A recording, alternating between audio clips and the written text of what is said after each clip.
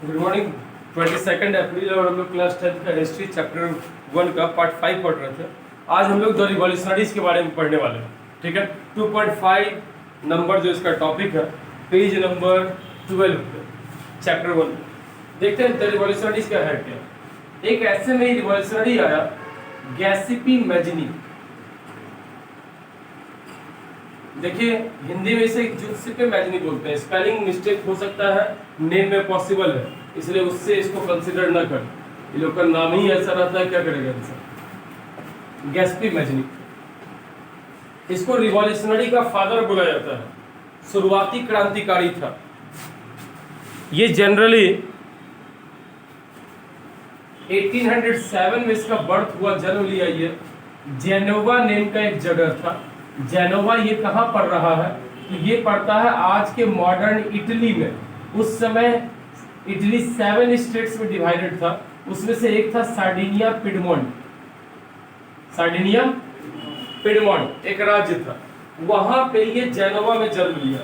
2 जेनोवा है, एक GENOA है, एक GENEWA है। जेनोवा ये है सार्डिनिया पिडमोंट मींस इटली में, और ये वाला जो जेनेवा है, जेनेवा इसे पढ़ते हैं, ये बड़ा फेमस है। और ये कहाँ है, स्विट्जरलैंड में। ठीक है, यहीं पे वर्ल्ड ट्रेड ऑर्गेनाइजेशन इन सब का हेडक्वार्टर है। GENEWA वाले इस जेनेवा में वर्ल्ड ट्रेड ऑर्गेनाइजेशन इन सब का सारे चीज का हेडक्वार्टर। तो 1807 में ये जन्म लिया। जब ये 21 साल का हुआ, इट मींस 1828 में, ये क्या हुआ, एक एडवोकेट बन गया। नेट पे कुछ अलग भी साल दिखाएगा, ध्यान रखना। पिछले साल भी सर्च किए, एक बुक से हम पढ़े थे, तो हमको तुमको पढ़ा रहे।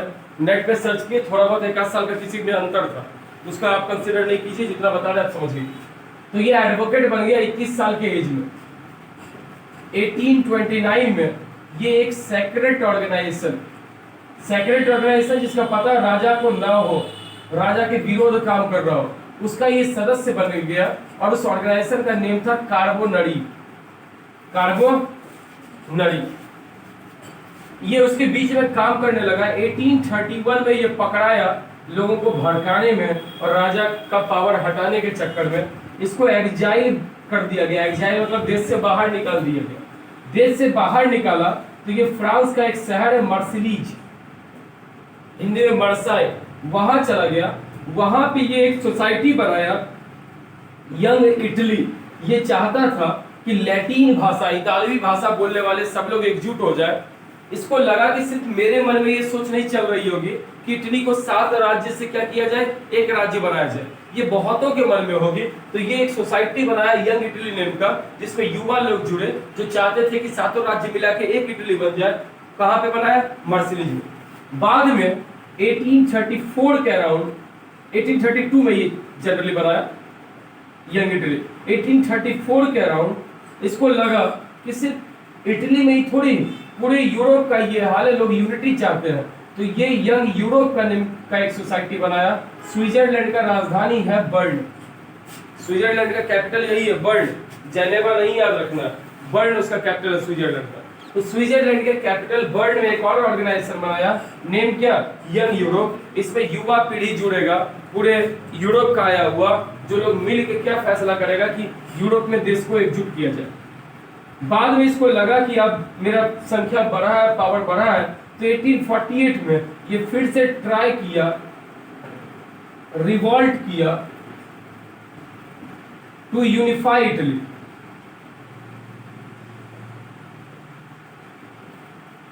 लेकिन ये फेल हो गया, फेल कर गया, नहीं हुआ हो पाया। तो ये क्या काम किया, 1848 में ही ये हाथ मिला लिया किससे, काउंट कैमिलो दी कैवूर। काउंट कैमिलो दी कैवूर से। काउंट कैमिलो दी कैवूर क्या है, ये उस समय chief minister, prime minister, chancellor, इस सब का एक ही मीनिंग है, प्रधानमंत्री। ये चीफ मिनिस्टर था इसी राज्य का, सार्डिनिया पिडमोंट का।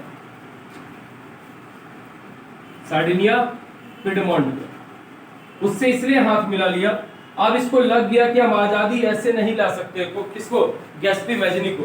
तो इसे लगा ऐसा करते हैं कि सबसे बड़ा राज्य 7 राज्य में सार्डिनिया पिडमोंट है, हम सबसे पहले क्या काम करते हैं कि यहाँ पे सार्डिनिया पिडमोंट के प्राइम मिनिस्टर से अकाउंट कैबिलो द कैबोर्ड से मिला, जो चीफ मिनिस्टर था वहाँ का chief minister, prime minister, chancellor तीनों एक ही वर्ड, इट मींस कि वहाँ का प्राइम मिनिस्टर प्रधानमंत्री, उससे मिला और ये सोचा, इसको लगा कि अब इसके साथ मिल जाएंगे और राजा का सेना लेके और हम भी सपोर्ट करेंगे तो लगता है कि इटली क्या हो जाएगा, यूनिफाई हो जाएगा। और जब एक बार इटली यूनिफाई होगा तो बाद में देखा जाएगा आजादी आएगी कि नहीं आएगी। ठीक है, किसका? गैस्पी मैजनी का। तो पूरे अब हम लोग गैस्पी मैजनी के बारे में देखें। गैस्पी मैजनी जन्म कब लिया? 1807 में। कहाँ लिया? जेनोवा में। जेनोवा कहाँ पड़ता है? इटली, आज का इटली। पहले कहाँ था? Sardinia Piedmont. सार्डिनिया पिडमोंट क्या था? सबसे ताकतवर राज्य था। किसका? इटली का। कितने किंगडम में इटली डिवाइडेड था? 7 स्टेट्स में डिवाइडेड था। 1828 तक में 21 साल के एज में क्या बन गया? एडवोकेट बना। एडवोकेट बनने के बाद सबसे पहला काम इसको मतलब चाहता था कि एडवोकेट बना, तो वो जानने लगा कि लोगों को क्या फायदा है। बगल में फ्रांस में लोग आजादी के लिए लड़ाई किया, उससे क्या मिलेगा? तो ये भी एक सेक्रेट ऑर्गेनाइजेशन जिसका नेम क्या है? कार्बोनरी, उसका सदस्य बन गया। कार्बोनरी के सदस्य करते क्या थे? तो कार्बोनरी के सदस्य जगह जगह लोगों को यूनाइट करते थे, राजा के खिलाफ भड़काते थे। ये 1831 में पकड़ाया तो इसको क्या दे दिया गया? एक्साइल। एक्साइल मतलब देश से निकाल दिया गया। तो ये कहाँ भाग गया? मर्सिलीज। कहाँ पड़ता है ये? फ्रांस में। और वही फ्रांस का नेशनल एंथम भी है, वहां भाग गया। 1832 में क्या हुआ? एक सोसाइटी बनाया, क्या नेम का? Young Italy. इसको लगा सिर्फ हम ही ऐसे सोच के नहीं है, मेरे जैसा बहुत सारा सोच का ऐसा आदमी होगा। यंग इटली नेम का एक सोसाइटी बनाया। 1834 में क्या हुआ? यंग यूरोप बनाया। इसको लगा सिर्फ इटली में ही क्यों ना सब जगह यूनिटी आ जाए, तो एक नई सोसाइटी ये बनाया। कौन सा? Young Europe. कहाँ बनाया? स्विट्जरलैंड के बर्न में। यंग इटली कहाँ बनाया? मर्सिलीज। 1848 में ये फिर से आंदोलन, जब इसको लगा कि यंग इटली और यंग यूरोप की संख्या मतलब बहुत सारे लोग उसमें जुड़ गए, तो इसको लगता है कि अब यूनिफाई करते हैं, अब इटली को एकजुट करेंगे। लेकिन ये एकजुट करने का सोचा बट सफल नहीं हो पाया। तो इसको लगा कि अब पॉसिबिलिटी एक ही बचता है, क्या? वहां के राजा के साथ मिल जाओ, पहले सातों राज्य को एकजुट कर दे और एक राजा बना दे, तो बाद में कभी वहां डेमोक्रेसी आ सकती है। इसलिए काउंट कैमिलो द कैबोर, जो कि चीफ मिनिस्टर था, कहा? सार्डिनिया पिडमोंट का। एक्चुअली ये फ्रांस का था, लेकिन जाके बस गया था सार्डिनिया पिडमोंट में, लेकिन बहुत ही ट्रस्टफुल था। ठीक है, तो यही बाद में आया सपोर्ट में। फिर राजा मतलब राजा का सेना, गैस्पी मैजिनी, एक आदमी आएगा गैस्पी गैरिबाल्डी, ये तीनों मिल के तब जाके इटली को क्या किया? यूनिफाई किया, एकजुट किया। ठीक है, और इटली का यूनिफिकेशन हमें आगे पढ़ना है। समझ में आया क्या इतना? नहीं ना इतना? चलो आगे देखो। During the years following 1815 the fear of repression, वही 2.4 रिवॉल्यूशनरी वाला पढ़ रहे हैं पेज नंबर 12 पे। Fear of repression drove many liberal nationalist underground. 1815 में, पीछे मैंने बताया था क्या कैसे कैसे बांटा था वो ड्यूक मैटरनिक एरिया को, बताए थे। तो वैसे ही जब वो ड्यूक मैटरनिक आज़ादी को ढूंढने वाले लोगों को एकदम तबाह करने लगा, फिर से वही पुराना कंजर्वेटिव रिजाइम, कंजर्वेटिव मतलब पुराने रूढ़िवादी लोग आने लगे, तो इन लोगों को लगा कि अब हम लोग अंडरग्राउंड हो जाते हैं। Secret societies spring up in many European state to train revolutionary and spread their ideas. Secret society बना, मतलब छिप छिप के ये सब काम करता था। अपने इंडिया में भगत सिंह वगैरह का था, तो वो लोग क्या करते थे? खुलेआम अंग्रेज को यहाँ पे खोल रखे हैं, है ना, छिप छिप के करते थे। तो क्रांतिकारी ऐसा ही होता है। देखो, क्रांतिकारी गांधी जी भगत सिंह में एक ही अंतर था, चाहते दोनों आजादी थे। भगत सिंह किसी भी तरीके से चाहते थे, गांधी जी बस प्यार से मांगना चाहते थे।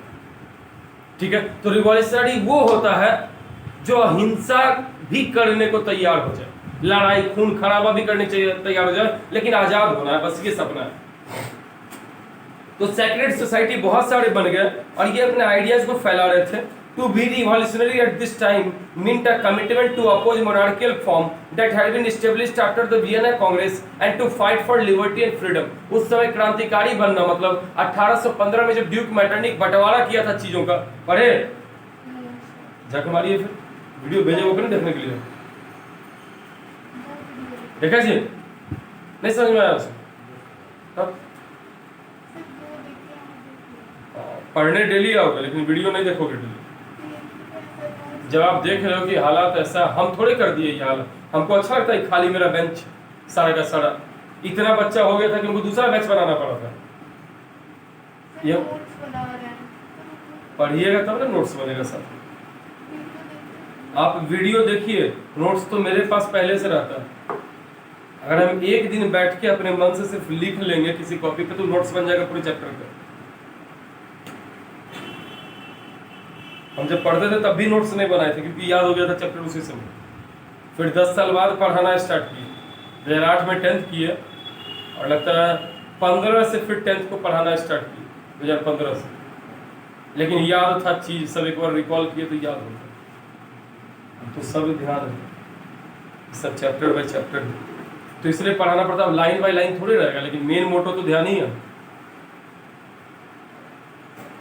तो वैसे वीडियो से बेनिफिट ये है, 2-4 बार सुनिए और अपनी जो बेहतरीन दोस्त सब हो उसको एक आध बार पढ़ा दीजिए। आपके जो कोई भी हो, एक बार कोई चीज़ पढ़ा दोगे वो गारंटी तुम्हारे माइंड से नहीं निकलेगा, फिक्स है। और अगर सेल्फिश बनोगे नहीं हम ट्यूशन का पैसा देते हम काहे किसी को पढ़ाएंगे, तो तुम्हारे माइंड से निकलेगा।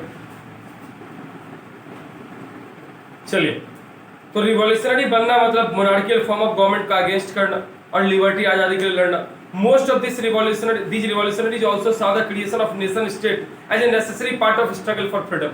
बहुत सारे क्रांतिकारियों को लगा कि सबसे पहले एक देश बना लो तब आजादी आसानी से मिल जाएगा, ठीक है। One such individual was the Italian revolutionary Giuseppe Mazzini। Italy का रिवॉल्यूशनरी गैस्पी मैजिनी, हिंदी में Giuseppe Mazzini. Born in Genoa in 1807। Genoa कहाँ? इटली का जेनेवा, सार्डिनिया पिडमॉन्ट का जेनेवा। ये जेनेवा स्विट्जरलैंड वाला नहीं है, तुमको पता है ठीक है, स्विट्जरलैंड में। तो जेनेवा में पैदा हुआ। He became the member of Sacred Society of Carbonari। As a young man of 24, he was sent into exile in 1831। 1831 में उसको एक्साइल पे भगा दिया गया जी। For attempting a revolution in Liguria, आंदोलन कर रहा था वो।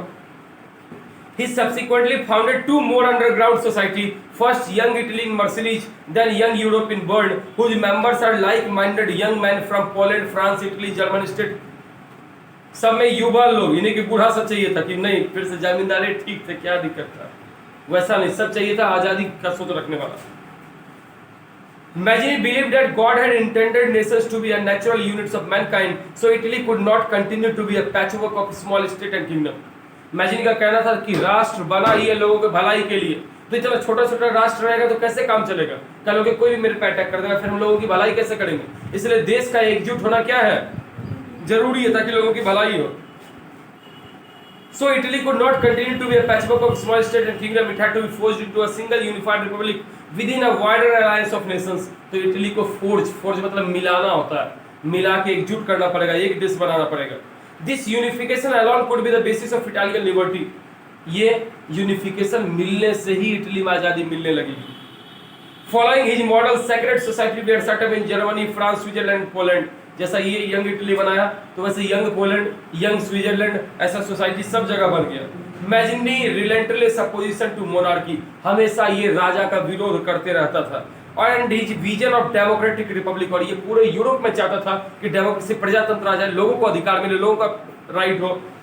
जिसकी वजह से ड्यूक मैटरनिक, कौन था ऑस्ट्रिया का चांसलर, प्रधानमंत्री, वो इसको बोलता था कि ये सबसे खतरनाक दुश्मन है सोशल ऑर्डर का, मतलब राजतंत्र का सबसे बड़ा दुश्मन कौन है, गैस्पी मैजिनी। नहीं समझ में आया क्या सब? आया वीडियो देखा? गुड, अच्छा। चलिए part 3, the age of revolution 1830 से 1848। एक्चुअली ये सब का बेसिक आइडिया तुम्हारे माइंड में कब दिए हुए थे? 1830 से 48 बताए थे कि जब खाने वगैरह का कमी हुआ तो लोग आंदोलन करने लगा, तो लोग सब मिलकर लुइस फिलिप को राजा बनाया था, बर्बन किंग को भगा के। पहला दिन जब डेट लिखवाए थे उसी दिन बताए थे हमें। As conservative regime tried to consolidate their power, liberalism and nationalism came to be increasingly associated with revolution in many regions of Europe, such as Italian and German state, the provinces of Ottoman Empire, Ireland and Poland। जब liberalism, आज़ादी की जो बात है ये जगह जगह फैलने लगी, और साथ में कंजर्वेटिव लोग, तुमको पता है जब नेपोलियन हारा तो फिर से राजा हावी हो गया 1815 में, हर जगह राजतंत्र था, ठीक है, राजा हावी हुआ। तो ऐसे में क्या हुआ, जगह जगह लोग आंदोलन करने लगे कि राजा हावी रहेगा, हमको अधिकार नहीं देता, खाने का नहीं है, ये दिक्कत है, सब लोग विरोध कर रहा था।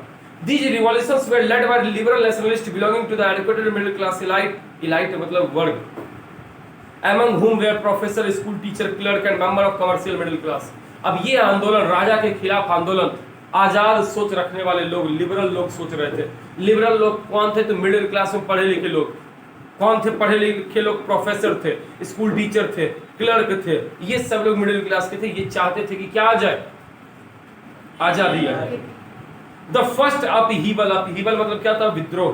पहली अपहीवल फ्रांस में जुलाई 1830 में हुई। The Bourbon king who had been restored to power during the conservative reaction after 1815 were now overthrown by liberal revolutionaries who installed a constitutional monarchy with Louis Philippe at its head। तुम्हें पता है कि जब 1815 में France हार गया तो उसके बाद क्या किया गया? फ्रांस में फिर से पुराने डायनेस्टी, बर्बन डायनेस्टी को ही राजा बना दिया गया। और वो सब क्या था? एकदम बेकार था। वो लोग कुछ देश के लिए नहीं करता था। तो ऐसे में जनता 15 साल उसको झेला, 1815 से 1830। लेकिन जब वहां पे खाने वगैरह का कमी हुआ तो जनता भड़क गया और इस बार वो लोग राजा को घेरने गया। राजा घेरने की बात सुनते ही क्या हुआ? परिवार सहित देश छोड़ के भाग गया 1830 में।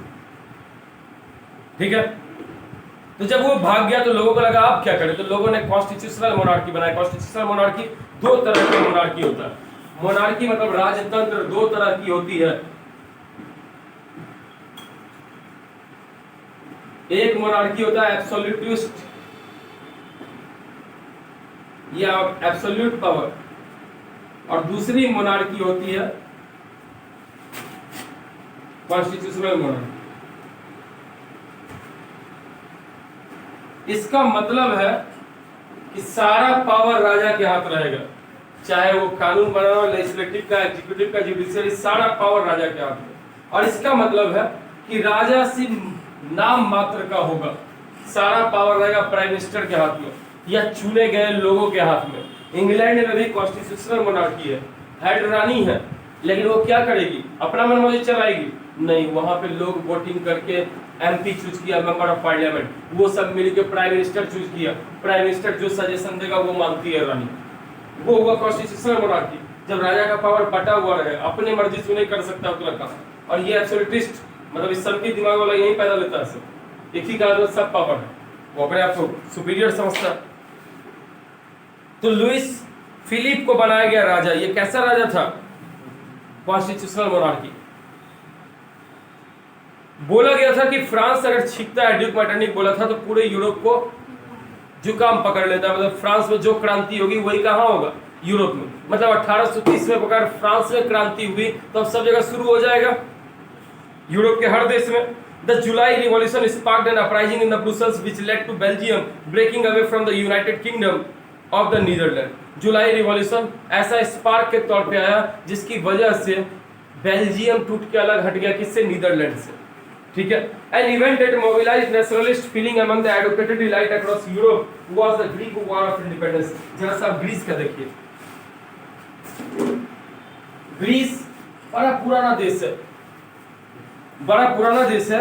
आप ऐसा करो, अपने बुक में जब तुम वीडियो ऑनलाइन पढ़ रहे होगे तब भी अपने बुक में, अगर ओरिजिनल एनसीईआरटी बुक है तो पेज नंबर 6 निकालिए।